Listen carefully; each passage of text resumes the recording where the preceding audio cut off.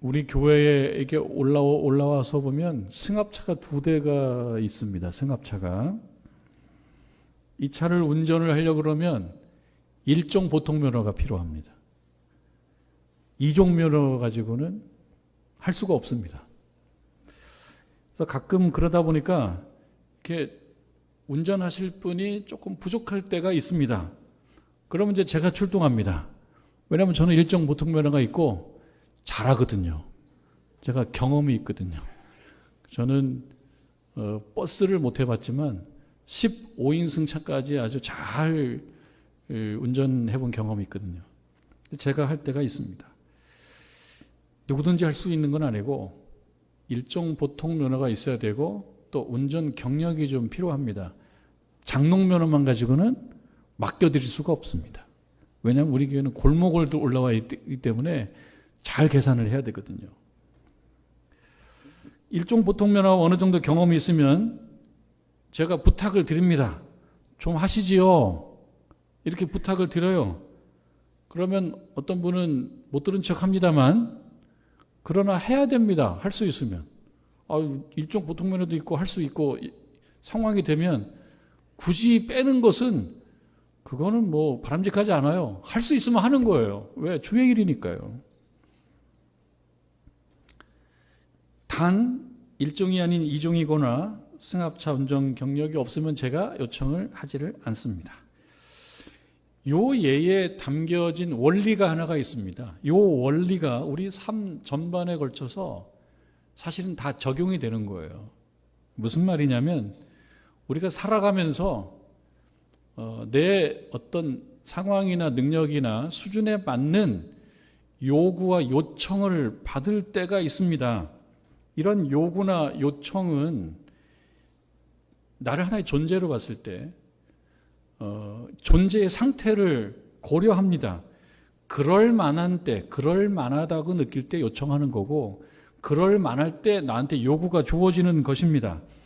어떤 사람이 아직 준비가 되어 있지도 않은데 높은 것을 요구한다 그러면 그거는 적절하지 않죠. 오히려 짐이 됩니다. 준비가 되어 있지 않은데 요구한다? 짐이 됩니다. 짐을 지우는 겁니다. 준비가 되어 있는데 요청하는 것은 짐이 아닙니다. 자연스러운 것입니다. 또 다른 한편 어떤 사람이 그럴 만한 단계에 올라섰는데 그에게 어떤 요청도 하지 않는다. 그것도 문제가 있습니다. 준비가 되어 있는데 요청도 하지 않는다. 이유가 있을 수가 있습니다. 요청하면은 힘들어지니까, 하니까, 왜 나한테 그걸 요청하냐고 하니까, 그런 정도가 되는데도 그것을 받아들이지 않는 것은 그것도 이상한 거고, 또 그럴 만한 상태에 있는데 누군가 알아서 요청하지 않는 것도 또 문제가 있는 거고 그런 것입니다. 요컨대 그럴 만한 상황에 요청을 받는 거예요. 아기에게는 우리가 요청합니까? 아기에게 요청하는 건 뭡니까? 아기는 잘 먹고 잘 자고 그 다음에 표현은 좀 그렇습니다만 잘 싸고 그리고 또 잘 웃고 그러면 거기에 더 필요한 게 뭐가 있어요? 어떤 젊은 아빠가 아기가 태어나고 너무너무 힘들었대요. 지옥 같았대요. 왜 지옥 같았냐면 너무 예뻐서 늘 안아주다 보니까 안기지 않으면 잠을 안 잔대. 그래서 잠을 재우는데 이 지옥 같더라는 거예요. 너무 예뻐서. 그러니까 아기의 할 일은 예쁜 짓 하는 거예요. 그냥 그렇게 있는 거가 아기의 할 일이에요. 그 아기에게는 잘 먹고 잘 자고 잘 웃고 좋아하고 이것만 요구하는 겁니다. 조금 크면요. 아이들이 되면 잘 놀면 됩니다. 잘 놀면 건강해지는 거예요. 잘 놀면. 못 놀면 그것도 걱정스러워요. 잘 놀아야 됩니다. 그 아이에게 야 너도 지금 초등학교 다니니까 가정을 위해서 너도 좀 돈을 좀 벌어와야 되지 않겠냐? 이렇게 요구하는 집은 없는 건 아니지만 그거는 자연스럽지 않죠. 요구하지 않죠. 그런 경우도 있긴 해요. 조금 이상한 엄마들은 그걸 요구하기도 합니다만 다른 나라에.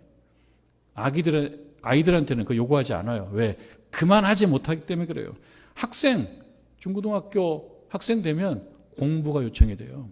다른 거 요구하지 않아요. 공부 열심히 하고 그저 몸 건강, 마음 건강 그걸 요구합니다. 그런데 좀 크면은요, 이제는 요구가 좀 달라집니다. 그냥 자기를만을 위해서 하는 걸 요구받지 않아요. 그럼 뭘 요구받냐면 책임을 요구받아요. 책임은 나 자신을 위해서만 그런 게 아니라 주변에 어떤 사람들을 위한 책임을 요구받습니다. 성장하면 그렇습니다. 성장하면 그거는 요구받으면 또 해야 돼요. 저도 그래서 요구받는 게 많습니다. 저 혼자만을 위해서 하는 게 아니에요. 같이 가는 거거든요. 요구를 받습니다. 책임입니다. 무겁지만 할만하니까 요청받는 거고 요구를 받는 거예요. 그러니까 감당하는 거죠. 오늘 우리가 읽은 말씀에는 이런 원리가 역시 적용되는 한 예를 봅니다. 이것은 신앙의 현장에서 적용되는 거예요. 오늘 하나님께서는 사도 바울을 통해서 그와 같은 구조, 그와 같은 이야기를 하고 계십니다. 3장 1절입니다. 그러므로 너희가 그리스도와 함께 다시 살리심을 받았으면, 그리고 나서 얘기합니다. 위의 것을 찾으라. 위의 것을 찾는 거를 아무에게나 요구하지를 않아요. 존재를 확인하고 요구하는 거예요. 존재를 확인하고.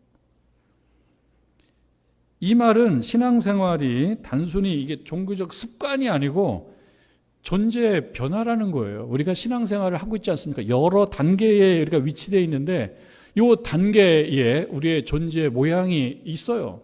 그 존재의 모양과 존재의 상태에 맞게 하나님은 우리들에게 뭔가를 요구하시는 거예요. 그러면 할 만하면 하는 거예요. 수신자인 골로새 교회 교인들이 이렇게 1절에 사도 바울의 말을 듣습니다. 이건 하나의 요구고 요청인데요. 너희가 그리스도와 함께 살리심을 받았으면 위의 것을 찾으라. 요구와 요청입니다. 이러한 말을 들었을 때 그리스도와 함께 살리심을 받았으면 이라고 하는 요청을 받았을 때 사도 바울도 이렇게 얘기하면 알아들을 거야 라고 이야기했을 거고, 우리가 그 골로새 교회 교인들의 마음 속에 어떠한 그림이 그려졌는지는 잘 모르지만 한번 좀 생각해 보고자 하는 거예요. 궁금한 거예요. 사도 바울이, 하나님께 사도 바울을 통해서 골로새 교회 교인들에게 너희가 그리스도와 함께 다시 살리심을 받았으면이라는 얘기를 들을 때 이 사람들 마음속에는 이 어떤 경험이라고 하는 어떤 것이 드러날 거 아니겠습니까? 그래야지 이 말과 내 경험이 접촉해서 접촉점이 형성이 되죠. 그래야지 말씀 사건이 벌어지죠. 말씀이 주어졌을 때 그 말씀에 따른 어떤 경험이 등장해야지. 그래서 접촉점이 형성이 돼야지. 그 다음에 후속 활동이 있는 거예요. 어떤 생각이 났을까? 이 말에 대해서는 그리스도와 함께 다시 살리심을 받았다. 살아있는 사람인데, 다 살아있는 사람이니까 말도 듣고 글도 읽는 건데, 살아있는 사람한테 다시 살리심을 받았다? 조금 쉽지 않은 추상적 표현인 것 같기도 하고 신학적 표현인 것 같기도 한데, 이러한 조금 모호한 표현을 들었을 때 이 마음속에 무엇이 생각났을까? 어떤 경험이 드러났을까?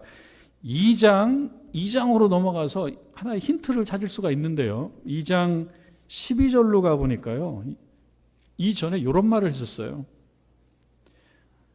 너희가 세례로 그리스도와 함께 장사되고, 세례라고 하는 아주 구체적인 경험, 구체적인 체험, 이것이 거론되고 있어요. 말해지고 있어요. 세례라고 하는 것. 너희가 세례를 받았으니인데, 세례라고 하는 것을 조금 설명합니다. 이것도 좀 신학적으로 좀 어렵지만 이렇게 설명하고 있어요. 세례로 그리스도와 함께 장사되었다. 그러니까 세례라는 걸 통해서 장사되었다. 그러니까 오늘 읽은 말씀 3장 1절에 보면 그리스도와 함께 다시 살리심을 받았다라고 하는 것, 살리심을 받는 거의 전제는 죽음이거든요. 죽음이 없이 다시 살리심을 받는 거는 말이 안 맞잖아요. 그러니까 이 말을 들었을 때 이 골로새 교회 교인들의 마음속에는 세례라고 하는 구체적인 경험과 체험이 생각났었겠다라고 우리가 미루어 짐작해 볼 수가 있습니다. 12절 말씀, 그리스도와 함께 장사되었다. 그리고 또 죽은 자들 가운데에서 그를 일으키신 하나님의 역사를 믿음으로 말미암아, 쉬운 표현은 아니에요. 어려운 표현이에요. 믿음으로 말미암아 그 안에서 함께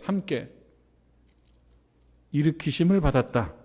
그러면 3장 1절로 오면 또 이렇게 서로 겹치는 표현이 당장이 있습니다. 그리스도와 함께라고 하는 것. 세례가 그런 것이로구나. 여러분들께서도 세례를 받으셨습니다. 세례는, 이 당시에 세례는 물속에 들어가는 거예요. 물속에 들어가서 세례를 받는 거예요.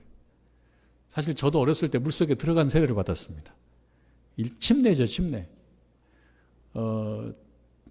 세례를 받는 것은 물속에 들어가는 거예요. 근데 지금 우리 교단에서는 물속에 들어가는 세례를 주지 않고 물속에 들어가는 거를 물로 이렇게 성부와 성자와 성령으로 아는 형식으로 세례를 주는 약간 형식의 차이는 있습니다만 근본 본질적 내용은 차이가 없죠. 물속에 들어가는 거예요, 물속에. 근데 우리가 물고기가 아닌 이상 물속에서 그렇게 오래 살 수가 없어요. 우리 물속에 사는 존재가 아니에요. 그러니까 물속에 들어갔다는 건 뭘 얘기합니까? 죽음을 얘기하는 거예요. 그거를 신학적으로는 옛사람의 죽음이라고 얘기합니다. 옛사람의 죽음. 왜냐하면 새 사람이라는 말이 또 나와야 되니까. 굳이 구분하자면 옛사람이에요. 우리가 물속에 들어가서 죽어서 없어버릴 수가 없잖아요. 그 다음에 또 살아나거든요. 그 살아난 사람을 뭐라고 표현하냐면 새 사람이라고 표현을 하거든요. 그래서 물속에서 나오는 거는요, 다시 살아나는 건데요. 그리스도와 함께 살아나는 겁니다. 그래서 새 사람이 되는 겁니다. 그럼 옛사람과 새 사람과 옛과 새, 이건 분명히 차이가 있습니다. 옛이라고 하는 것은 나쁜 거 아닙니다. 사실은 오늘날로 옛하면 뭐가 나쁘죠? 옛하면 좋지요. 그런데 성경에서 옛이라고 하는 것은 내려놓아야 될 것, 버려야 될 걸 얘기하는 거예요. 우리의 용법으로 옛이라고 하는 말은 그리움이고 추억이고 깊이고 인생이고 기억이고 그렇거든요. 좋은 거거든요. 옛이라고 하는. 그러나 성경에서 말하는 옛이라고 하는 거는 내려놓고 물에 이렇게 같이 떠내려가게 만들어야 되는, 집착하지 않아야 될 어떤 성품들, 어떤 존재한 단면들, 이걸 얘기한다고요. 세례가 그런 거예요. 세례가. 그러니까 여기 보면 너희가 그리스도와 함께 다시 살리심을 받았다면, 그거를 조금 현실적으로 얘기하면 세례 받았으면. 그러니까 이 말은 우리들에게도 적용될 수 있지 않겠습니까? 여러분들께서도 세례를 받았으면 뭔가 얘기할 거란 말이죠. 그러니까 저도 마찬가지고요. 세례 받았으면, 그러나 신앙생활 혹은 신앙의 예식이 세례만 있는 건 아닙니다. 여러분, 우리 3개월에 한 번씩 성찬을 하거든요.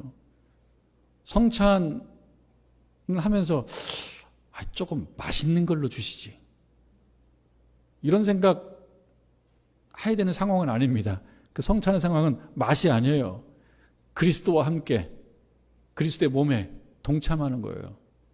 그런 예식을 했으면 그 다음에 뭐예요? 성찬을 했으면 적어도 하루는 달라져야지. 성찬을 하고 그리스도와 함께 그리스도의 몸과 그리스도의 죽음과 이렇게 동참했는데 나가면서 1시간 전하고 똑같으면 좀 아쉽죠. 지난주하고 똑같으면 아쉽죠. 그러니까 그렇게 했으면 거기에 맞게 요구되는 어떤 것들을 해야 된다는 거예요. 그러면 세례만 있고 성찬만 있겠습니까? 직분을 받으신다고요. 직분을. 여러분, 직분을 받으셔요. 서리 집사 이상의 직분을 우리가 다 받았어요. 그것만 합니까? 예배를 드리는데 예배 드리는 횟수가 계속 늘어나요. 오늘도 벌써 예배 횟수가 한번 늘어나니까 예배를 얘기하자면 예배 경력이 또 쌓인 거예요. 말씀을 또 읽어요. 말씀을 읽고. 그러니까 여러분들 나름대로 기도 생활도 합니다. 그래서 제가 생각을 해봤어요. 기도도 약간 세례라고 하는 것과 조금 연관을 시켜볼 수 있겠다라는 생각이 문득 들었어요. 이거는 뭐 신학적인 얘기는 아닙니다. 그런데 우리는 기도할 때 눈을 감지 않습니까? 성경에 눈을 감지 않고 하는 기도는 무효야 이런 말은 없어요. 눈을 감지 않고도 기도할 수 있어요. 운전하면서도 기도할 수 있는데 운전할 때 눈을 감을 수는 없잖아요. 운전할 때는 운전하면서 하나님 안전하게 해주십시오. 눈을 뜨고도 할 수 있어요. 그런데 우리는 보통 눈을 감고 기도합니다. 그리고 기도를 끝나면 눈을 떠요. 탁 뜹니다. 물론 어떤 분들은 살펴보더라고. 그럼 목사님도 그때 눈 뜨고 계셨네요. 그건 제가 말할 수 없어요. 근데 눈을 감으면은 세례처럼 물속에 들어가는 어떤 것이 아니겠는가 그런 생각이 들고요. 눈을 뜨는 순간 기도와 함께 새로운 존재가 되는, 그러니까 기도 전의 존재와 기도 후의 존재의 변화가 있을 수도 있겠다. 그런 생각이 들어요. 그러면은 여기 나온 것처럼 그리스도와 함께 다시 살리심을 받았으면, 달리 얘기해서 세례를 받았으면, 성찬을 했으면, 직분을 받았으면, 예배를 드렸으면, 기도를 했으면, 무슨 말씀하려고 하는 건가? 그 다음 얘기를 들어보니까 위의 것을 찾으라 그렇게 나와 있습니다. 위의 것을 찾으라. 그러면서 여기 이렇게 나오죠. 위의 것을 찾으라라고 얘기했는데 거기는 약간 공간적으로 얘기를 합니다. 위의 것을 찾으라. 그래서 위라고 하는 어떤 공간을 얘기하는 것 같아요. 거기에는 그리스도께서 하나님 우편에 앉아 계신다. 매우 신학적인 신앙 고백적 표현이 여기 나와요. 위의 것을 찾는다라고 하는 것은 그리스도와 함께 있는 것을 얘기합니다. 그러니까 그리스도와 함께 있는다라고 하는 것은 그리스도께서 우리들에게 가르쳐 주신 것들을 우리 삶에서 구현하는 것을 말하는 걸 거예요. 그리고 하나님께서 그리스도를 통하여 우리를 향하여 사랑하신 그 사랑의 사역을 의식한다는 걸 얘기할 거예요. 그것은 곧 무엇이냐? 은혜이죠, 은혜. 그리스도를 통해서 우리에게 주신 하나님의 그 크신 일은 은혜라고 하는 말로 요약이 될 수가 있어요. 그렇게 보면 고로새 교회 교인들이 너희들이 그리스도와 함께 다시 살리심을 받았다면 이라고 하는 말을 들을 때 이전의 세계관, 이전의 가치관은 내려놓고 새로운 세계관, 새로운 가치관을 부여받고 정립했다면 이라는 말로 들을 수가 있는데 그 말의 핵심은 바로 은혜의 여부예요. 은혜로 생각하는 것이 있다면. 여러분 2장 20절로 가면 2장 20절 너희가 세상의 초등학문에서 그리스도와 함께 죽었거든 이렇게 되어 있어요. 초등학문, 학문을 초등과 초등 이상으로 구별을 하고 있어요. 구분하고 있어요. 그러니까 학문도 조금 낮은 학문이 있고 좀 높은 학문을 구분할 수 있어요. 높은 학문은 뭐 외국어가 막 들어가 있는 학문이고 낮은 학문은 외국어가 없는 학문이고 뭐 그렇겠습니까? 그것이 아니에요. 여기서 초등학문은 하나님께서 그리스도를 통하여 우리에게 하신 그 어떤 큰 일, 그것이 뭘로 요약될 수 있다 그랬어요? 은혜라고 하는 걸로 요약될 수 있다 그랬어요. 은혜라고 하는 것을 찾아볼 수 없는 그러한 학문은 초등학문이에요. 아무리 똑똑하고 아무리 훌륭하고 그래도 그건 하나님의 은혜가 빠져있는 학문은 초등학문입니다. 하나님의 은혜가 빠지면은 우리가 어떻게 사고하냐면 이렇게 사고해요. 하나의 세계관이고 가치관인데 이런 것입니다. 노력한 것만큼 우리는 받게 돼 있다. 노력은 우리를 배신하지 않는다. 그렇게 믿고 싶지 않습니까? 근데 여러분 실제로 살아보면 꼭 맞는 말이 아니에요. 노력은 여러분들을 배신하지 않던가요? 노력을 해도 도달하지 못하는 수준이 있습니다. 노력으로 성취할 수 없는 일들이 있어요. 노력으로 다 될 수 있으면 하는데 노력으로 도달하지 못한 일들이 있고요. 노력은 했음에도 불구하고 상황과 여건이 나를 도와주지 않아가지고, 어느 경우는 그게 상황과 여건이 날씨예요. 날씨가 도와주지 않아가지고, 온도가 도와주지 않아가지고, 자연의 어떤 조건이 도와주지 않아가지고 내 노력이 그냥 아무 의미도 없어질 때도 있습니다. 노력은 정말 많이 했는데 아무 의미도 없어질 때가 있어요. 그러니까 이 가치관, 이 세계관만 갖는다 그러면 이거는 초등이에요. 근데 우리가 살아보니까, 신자로 살아보니까, 노력으로 내가 원하는 열매를 다 얻을 수 있다라고 하는 일종의 초등 수준의 인과 법칙. 이것이 다 맞아 떨어지는 것이 아니로구나. 뭐가 필요한가? 하나님의 은혜가 없으면 안 되는 것들이 굉장히 많구나. 그게 은혜인 거죠, 은혜. 그러니까 이 골로새 교회 교인들이 너희들이 그리스도와 함께 다시 살리심을 받았다면 그건 무엇입니까? 초등 학문 이상의 그러한 학문을 연마하고 공부하고 이해하게 되었다면 우리들을 얘기하는 겁니다. 역시 처음으로 돌아가면 세례를 받고 성찬에 참여하고 말씀을 듣고 깨닫고 이런 초등학문으로는 다 설명할 수 없는 어떤 것들을 느낀 그러한 우리들의 상태. 그래서 직분을 받고 예배를 드리고 기도를 하고, 그렇다 그러면 어떻게 하라는 겁니까? 위의 것을 찾으라 라고 하는 거예요. 위의 것을 찾으라라고 하는 거예요. 근데 이 위의 것을 찾으라고 하는 말을 2절로 오게 되면 조금 표현이 달라지잖아요. 2절을 보면요, 위의 것을 생각하고, 그러니까 위의 것을 찾는다라고 하는 것은 달리 표현하면은 생각한다는 말이죠. 위의 것을 생각하라. 근데 이것을 또 더 돋보이게 하기 위한 또 다른 표현 하나가 따라 붙었어요. 뭐라고 따라 붙었어요? 땅의 것을 생각하지 말아라. 땅의 것을. 그러니까 여기서 위라고 하는 것과 땅이라고 하는 것은 반대 개념이에요. 대조적인 개념이에요. 우리가 생각하는 땅은 좋은 거 아닙니까? 땅이 좀 몇 평쯤 있으면 좋겠다. 땅이 얼마나 중요해요, 요즘에. 땅이 얼마나 좋아요. 땅을 갖고 있는 사람이 요즘에는 승자라고도 하는 거예요. 땅이 얼마나 좋아요. 근데 여기서 말하는 땅은 그 땅이 아니라는 거죠. 땅으로 표현한 위의 반대 개념. 그러니까 위라고 하는 건 뭡니까? 그리스도께서 하나님 보좌 우편에 계신, 그리스도가 계신 그곳이 위라고 한다 그러면 여기서 말하는 땅은 뭡니까? 그리스도가 없는 곳이죠. 그리스도가 없는 곳이 그게 땅입니다. 그래서 땅의 것을 추구하지 말아라라고 하는 것은 그리스도가 없는 인생을 살지 말아라, 그런 뜻으로 받아들일 수가 있죠. 위의 것을 생각하라라고 하는 말을 조금 쉬운 영어 성경을 보니까 조금 더 쉽게, 좀 더 선명하게 이해가 되기도 하더라고요. 좀 쉬운 영어 성경을 보니까 이렇게 옮기고 있어요. 우리말로 좀 풀어서 말씀드리면, 너희의 마음을, your mind라고 되어 있어요. your mind. 너희의 마음을 set하라, 위치시키라. 그러니까 생각하라라고 하는 말은 너희 마음을 위치시키라. 어디에? 위에 있는 어떤 것들 위에 위치시키라. 이렇게 되어 있어요. 그러니까 생각하다라고 하는 말을 달리 표현하면은 우리의 마음을 어디다 위치시키는 거예요.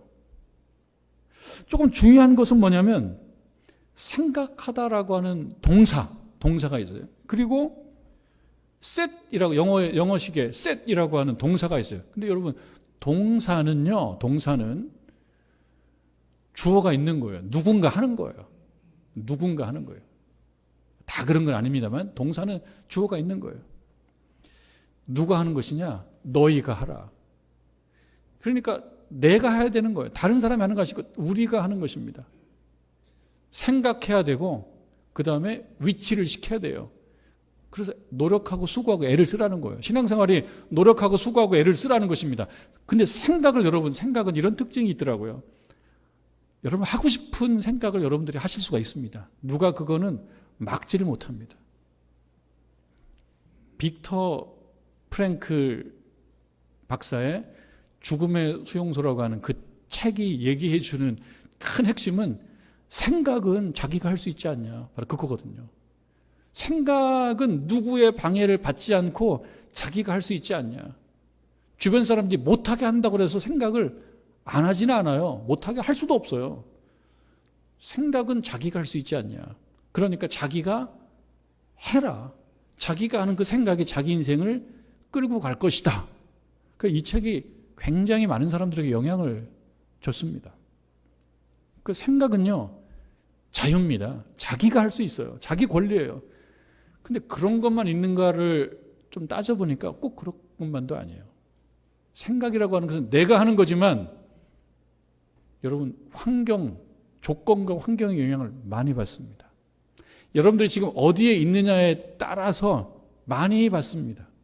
교회 예배의 현장에 있기 때문에 여러분들의 생각은 예배 조건과 상황에 영향을 받는 거예요.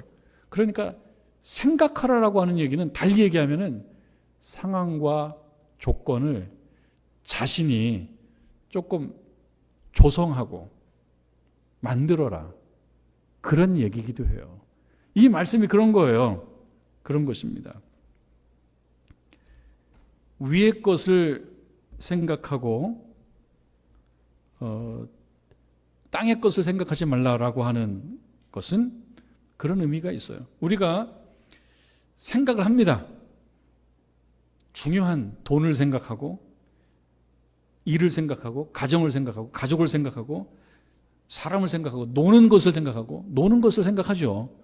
여행을 생각하고 미래를 생각하고 그렇습니다. 요즘에는 우리 나라의 평화를 생각하고 세계 평화를 더 많이 생각하면 전쟁이 많으니까요. 전쟁이 막 있어서 그것이 참 마음을 상하게 하고 아프게 하니까 평화를 많이 생각하게 됩니다. 누구나 그럴 거예요. 위의 것을 생각하는 사람은 이런 것들 생각하지 말라는 뜻이 아닙니다. 돈을 생각하고 일을 생각하고 미래를 생각하고 형통을 생각하는 것은 세속적이다. 세속적인 것이 아니에요. 그 필요한 거예요. 문제는 무엇이냐? 그런 일을 생각하고 고민하는 과정 속에 하나님의 자리가 전혀 없다. 그럼 그건 세속적인 거예요. 그것이 세속적인 거예요. 여러분, 교회는 성스러운 곳이고 밖에 나가면은 다 세속적인 것이고 그런가요? 그러나 교회 안에서도 세속적일 수가 있어요. 예배를 드리면서도 세속적일 수가 있어요. 예배를 드리면서도 자기가 의지적으로 절대 말씀을 듣지 말아야지. 그러면 제가 어떻게 그거를 강요합니까? 예배를 드리면서도 목사님 말씀에 설득되지 말아야지. 그러면 자기 마음이 세속화로 가는 거죠. 세속적으로. 왜? 말씀을 들으면서도 하나님의 자리가 없고 하나님의 뜻과 하나님의 기대와 하나님의 인도하심과 하나님의 만져주심과 이끌어주심과 그런 것들이 없이 교회에 있다가 갔다 그러면 신자가 아닌 거죠. 교인인 것이죠. 아니면 방문객인 것이죠. 그러니까 위의 것을 생각하라라고 하는 것은 우리가 세속적이라고 얘기하는 어떤 주제를 생각하지 말라는 게 아니라 그 주제들을 생각할 때 하나님의 자리가 없으면 그것이 바로 세속이다. 바로 그런 것입니다. 위의 것을 생각하고 땅의 것을 생각하지 않는다라고 하는 것은 선택의 기준을 하나님께 두라라고 하는 거예요. 우리가 선택하고 결정하는 것은 피할 수 없는 일인데 이것이 나에게 유리한가? 이것이 손해가 나는가? 이것을 하면 사람들이 나를 어떻게 볼까? 생각 안 할 수는 없어요. 손해가 나지 말아야죠. 나에게 유리하고 이익이 돼야죠. 그러나 보다 중요한 것은 이러한 나의 선택과 결정을 하나님께서 기뻐하시겠는가라고 하는 질문을 꼭 하시라는 거예요. 나에게 유익이 됨에도 불구하고 하나님에게 전에 유익이 되지 않고 하나님께 맞지 않고 그렇다 그러면 그것은 세속적인 거예요. 그거는 위의 것이 아닌 거예요. 여러분, 그래서 손해, 이익, 그리고 사람들의 어떤 평가 이런 것도 생각하지만 보다 중요하게는 하나님께서 이것을 기뻐하실까? 라고 하는 기준을 가지고 선택하고 결정하는 것이 위의 것을 찾는 것임을 알고 여러분 또 한 주간 살아가실 때 여러분들의 일상과 삶의 주제와 모든 일 가운데 하나님의 자리가 꼭 있는 저와 여러분 되기를 주님의 이름으로 축원합니다.